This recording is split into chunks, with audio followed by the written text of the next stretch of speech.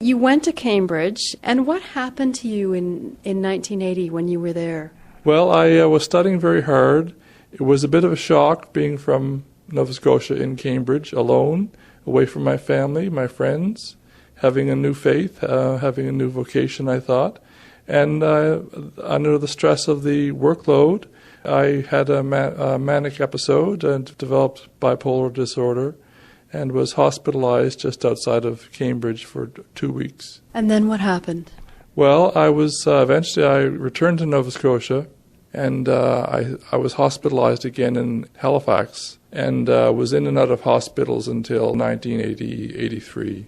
And then eventually you moved to East Walton on the shores of the Minas Basin to live with your family there. How would you describe your state of mind at that time? Well, I was stabilized on medication then.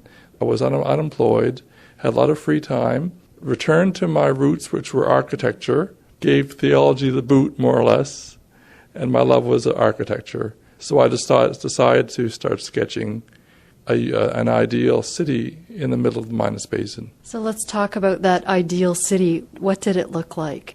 Well, it was just off Cambridge in Hants County on the Minas shore. And I thought of it more or less as a utopian community, like a retirement colony composed of archaeological reproductions of the major monuments of Cambridge and some of Oxford. And this was on an artificial island, right, in the Minas Basin? That's correct. It was on an artificial island. It was like a mandala city. It was composed of parts of the major older colleges of Cambridge: King's, Trinity, St. John's, Trinity Hall, Emmanuel, Pembroke, and so on. There are 31 colleges in Cambridge. And I decided to have them reproduced. My favorite place in the world, which was Cambridge. I have been happiest in Cambridge. Also the saddest as well. Did you also imagine yourself going to this place and spending time there? Oh yes, that was where I was going. Well, that was where I was going to live and be happy, as I had been in Cambridge. So I fantasized about an ideal utopian city in which to live. So let's look at a couple of these drawings, and you brought some in today. Sure.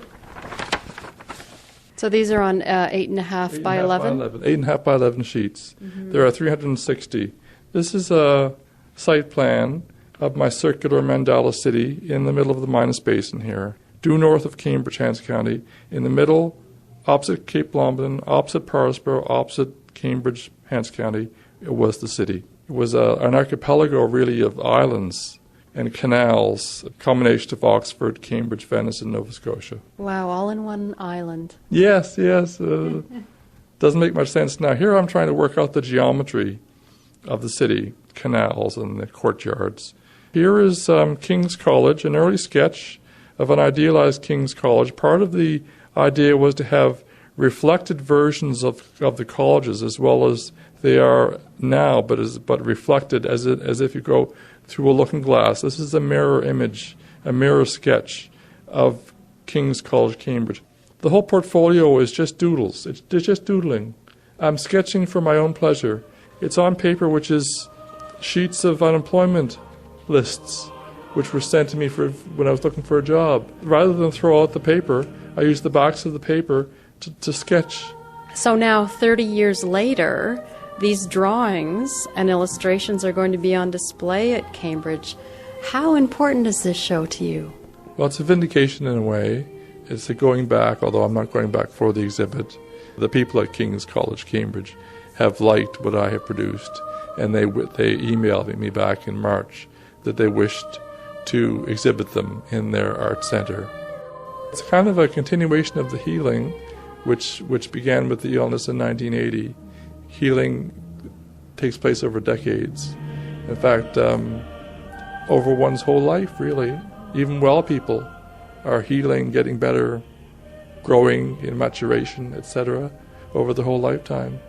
So this is part of the process of living and finding wellness. Thank you very much, John. Thank you, Phlis.